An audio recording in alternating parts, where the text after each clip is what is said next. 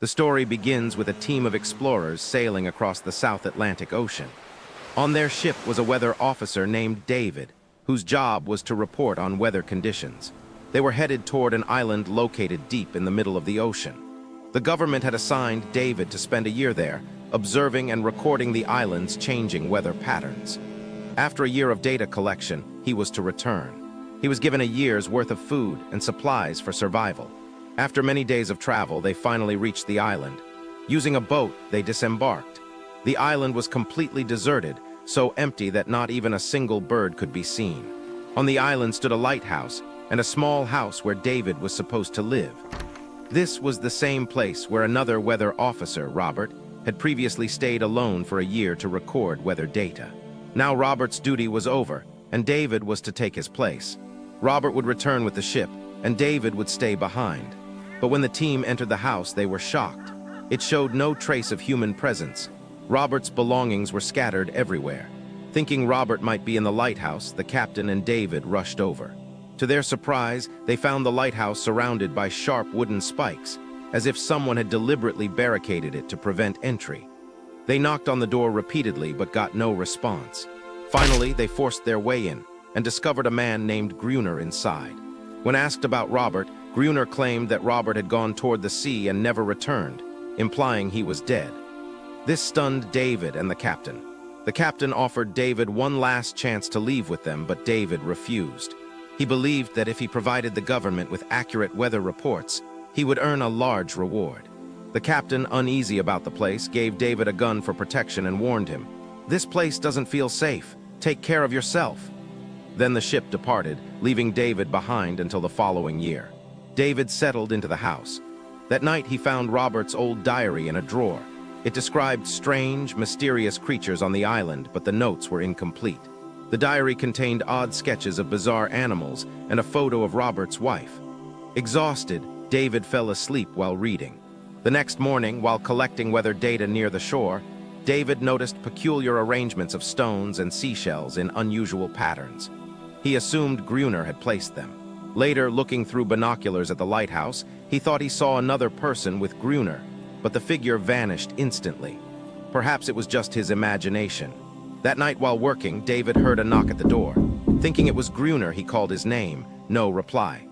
As he approached with a lamp, eerie non-human sounds filled his ears. Suddenly, a grotesque clawed hand slid under the door, trying to enter. Terrified, David fled into the basement and hid. Soon, the creature entered the house, searching for him. From a small crack, David watched it until his movement gave him away. The creature lunged at him. In desperation, David stabbed its eye with a knife, forcing it to retreat. He now knew the diary was telling the truth. The next morning, he found strange, non-human footprints on the sand leading into the sea. He finally understood why Gruner had barricaded the lighthouse with spikes. Those creatures could attack at any time. Desperate for safety, David begged Gruner to let him inside the lighthouse. But Gruner refused, scolding him. "You should have left with the ship." He even threw water on David to drive him away. Left alone, David fortified his house, boarding up windows, surrounding it with spikes, and preparing oil-soaked papers to burn if attacked. That night, he discovered a gun and ammunition in an old box, which gave him hope. But as darkness fell, multiple creatures emerged from the sea and surrounded his house. They began breaking the door.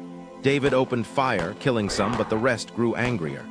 In panic, he set his oil-soaked defenses on fire, scaring the creatures back into the sea. Unfortunately, the fire spread to his wooden house.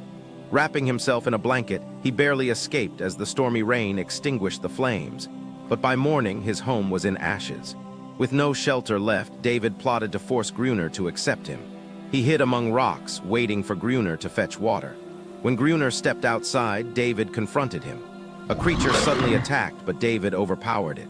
Before David could kill it, Gruner shouted, "Stop, that's my pet." David then blackmailed Gruner, "Let me stay in the lighthouse or I'll kill it." Reluctantly, Gruner agreed since David still had food and gunpowder. The next day, David was shocked when the creature, who he later named Aneris, licked his wounded hand, healing it completely. David began to suspect these beings weren't monsters at all. He grew close to Aneris, while Gruner treated her cruelly, using her both as a servant and for physical abuse. Gruner revealed his secret. Years ago, he had caught Aneris in a fishing net when she was young. Since then, she had stayed with him, obeying his commands. But Gruner's relationship was violent, and the other sea creatures attacked nightly in attempts to free her. Their skin burned in sunlight, so they could only attack at night. David, unlike Gruner, began to empathize with Aneris. He named her, gave her small gifts, and felt a bond forming. Meanwhile, nightly battles continued. Gruner forced David into his service, fetching water, repairing the lighthouse, and fighting the creatures. Over time, David grew stronger and learned to fight back. Months passed. One night, forgetting to light the beacon, they were overwhelmed by hordes of creatures. Gruner was badly injured, and David realized they could not win this endless war. Bullets and food were running out. Then a ship appeared on the horizon. David fired a flare to signal it, but Gruner stopped him.